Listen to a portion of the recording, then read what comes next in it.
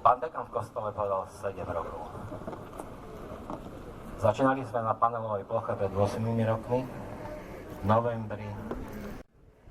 Ďakujte sebe. Ďakujte svojim blízkym. Ďakujte nadriadeným. Ďakujte, že máme tú silu a ukázať svetu, okoliu, čo my sme za ľudia. Že sa nehambíme postaviť sa a povedať, my sme ten stav, ktorý chráni, ktorý si váži, ktorý nažíva, ktorý nehľadá prieky. A musím povedať, chvála Pánu Bohu, silnieme, zlepšuje sa stav našich revírov. I tohtoročný, žiaľ Bohu, nemali sme možnosť toho roku odniesť pred oltár trofej. A myslím si, že je hrdosť tohto regiónu a nás všetkých, že máme jelenia, keď sa nelí 226 bodového, že lesí 208, 209, 9 bodov. To je už to finále, čo my pomaly smerujeme. Ale som rád a strašne šťastný, že máme pokračovateľov v poľovníckej štandardnej vlajke, Rika Ubreš. A myslím si, že pokračujeme ďalej, poďme ďalej. Pretože nerobíme to pre seba, robíme to preto, aby svet vedel, že tu v Sobranciach na Sobranecku sú ľudia. Je stav poľovnícka-lesnícky, ktorý pokračuje v tradíciách našich dedov a otcov, ktorý má v sebe silu a hrdosť. A sú to dobrí ľudia, úžasne dobrí. Kde pôjdem, aj teraz pod stánky chodte. Nepýtajú sa, či ste z takej strany, z takej, či ste stámac alebo stámac. Poď, šedni, zajec. Zajec, pohol si še s nami. Takže takí sme my. Takí sme my dobrí. Nech Pán Boh, nech kostoly, nech duchovní nám dávajú naďalej tú silu. Vrácať sa ku koreňom, ale myslieť na budúcnosť. Máme 7, pripravme 8, 9, 10, 20, 30. Na to tu žijeme na Sobranecku. Na to sme v nejakej funkcii, aby sme vedeli povedať, nie, rodina nie je až taká predná určitý deň. Ale ten život tých normálnych ľudí je pre mňa prednejší. Ja sa chcem veľmi pekne poďakovať všetkým. Vďaka tomu, že som poľovník a lesník, som spoznal úžasne jemných, skromných, ochotných, dobrých a tu pred pánmi dekánmi hovorím aj veriacich ľudí. Takže, jak je chrám, kostol, pre vás nech je chrám kostol i naša čarokrásna, úžasná príroda. Ďakujem. Ďakujeme za krásne slová. No a k slávnostnej atmosfére dnešného dňa nepochybne prispeje aj odovzdávanie ocenení obvodnej poľovníckej komory a okresnej organizácie Slovenského poľovníckeho zväzu. Ocenenia odovzdajú pán primátor Štefan Staško, pani Ľubica Rožková, poslankyňa Národnej rady Slovenskej republiky, pán Róbert Puci, poslanec Národnej rady Slovenskej republiky, pán Zdenko Kondík, predseda poľovníckej komory a pán Miroslav Džuba, vedúci kancelárie obvodnej poľovníckej komory. Tak myslím si, že môžeme k tomuto slávnostnému aktu pristúpiť a ako prvého k nám na pódium pozveme prvého oceneného, ktorý si príde prevziať čestné uznanie. Vítam vás všetkých tu na stretnutí milovníkov prírody a poľovníctva.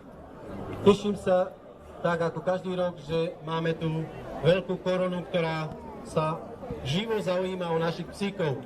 Tak ako povedal môj kolega, tohto roku nám tu chýbajú niektoré plemená, ale napriek tomu sa nám predstavujú psíky, ktoré sú neoceniteľnými pomocníkmi poľovníka v lese. Vidíte tých dvoch najväčších psíkov, to sú stavače, s ktorými sa poľuje na malú zver, a to je zajac, bažant a dohľadávka srnčej zvery. Hnedé psíky, to sú farbiar a alpský jazvečkovitý durič, ktorí sa používa na dohľadávku a na durenie zvery. A potom sú tu tie čierne psíky, to sú jagdteriére, ktoré sa používajú na norovanie, čiže do brloha a vyháňajú škodlivú zver. Ja si myslím, že dneska každý psíček, ktorý sa nám tu predvádza, je krásny. Určite je najkrajší v očiach svojho majiteľa. Ale bohužiaľ, len niektorí môžu byť v očiach rozhodcov tí najlepší. Takže držíme vám palce, snažte sa, aby sa psíky predviedli v čo najkrajšom postavení chôdzi a budeme pozerať aj súhru, ako vás počúvajú, ako vás vnímajú. Takže toto... Stávate.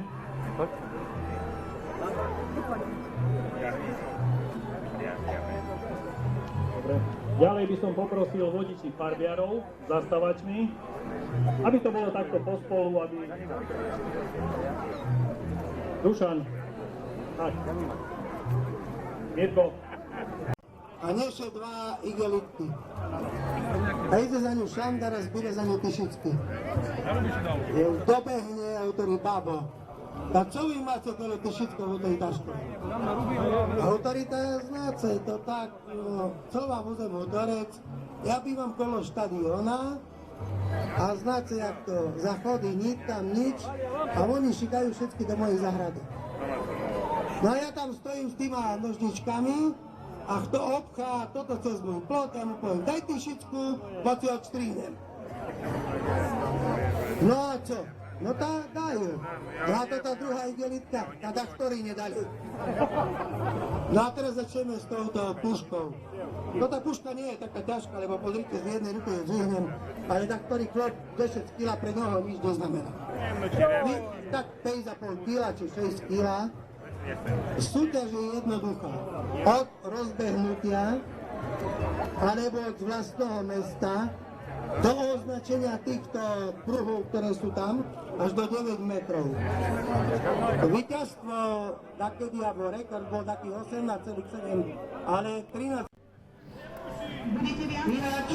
Ináč tento pokus, keď bude menej, platí ten prvý, alebo druhý. Vždycky ten najhorší platí. Ale vypadnúť ho nemôžu.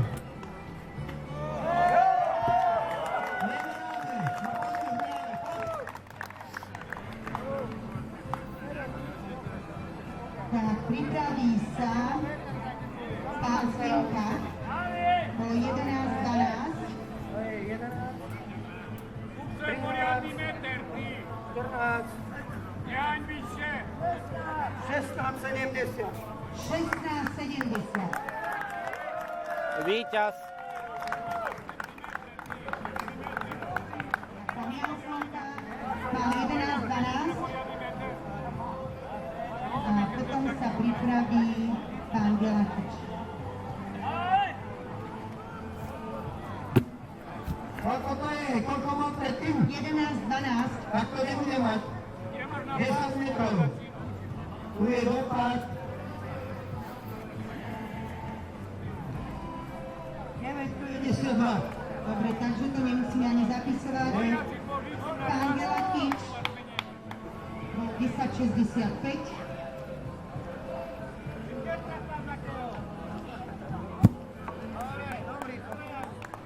Pripraví sa pán Mikovčík, bol 10,60. 12 aj dačo. Ešte raz, koľko je? Koľko bolo? 12,10? Ale predtým bolo 10,65, takže teraz 12,10. 10,65 predtým. Teraz má 12 metrov 10.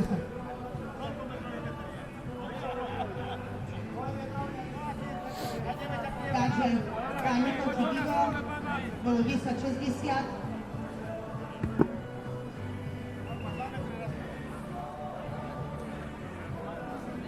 Pripraví sa pán Vasil Senečka. 11.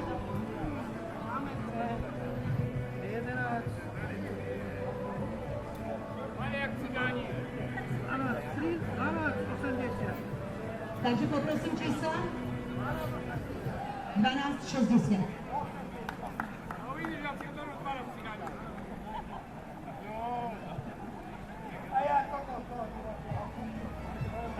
Pán Vasil Senečka.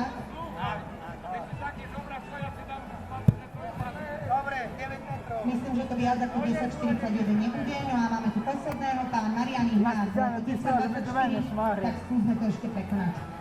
A ja sa prekonávam.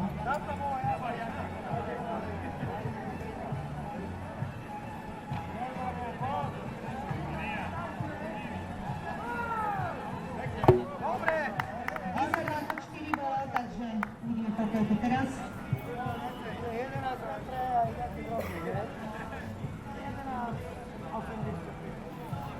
Koľko máme? 11,80.